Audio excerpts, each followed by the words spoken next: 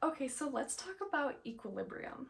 The vestibular system is a sensory system responsible for providing our brain with information about motion, head position, and spatial orientation. It is also involved with motor functions that allow us to keep our balance, stabilize our head and body during movement, and maintain posture. The main components of the vestibular system are found in the inner ear in a system of compartments called the vestibular labyrinth, which is continuous with the cochlea. The vestibular labyrinth contains the semicircular canals, which are three tubes that are each situated in a plane in which the head can rotate. So here's the semicircular canals.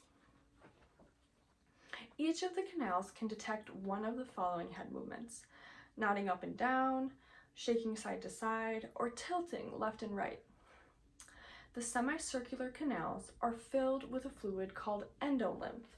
This green represents the endolymph throughout the canals.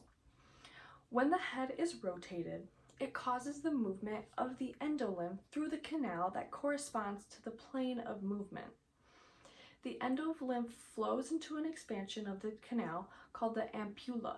This is the ampulla over here, in which there are hair cells. And these are the hair cells in here. The sensory receptors of the vestibular system. At the top of each hair cell is a collection of small hairs called stereocilia. This is the stereocilia here. The movement of the endolymph causes movement of these stereocilia, which leads to the release of neurotransmitters to send information about the plane of movement to the brain. So here is where the movement will get sent down to the brain. The vestibular system uses two other organs known as the otolith organs to detect forward and backward movements and gravitational forces. There are two otolith organs in the vestibular labyrinth: the utricle, which is represented here, which detects movement in the horizontal plane, and the saccule, which detects movement in the vertical plane.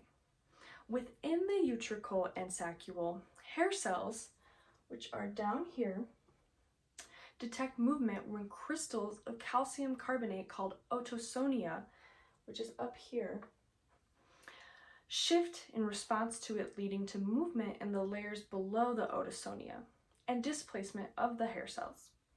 So that is equilibrium with the vestibular system.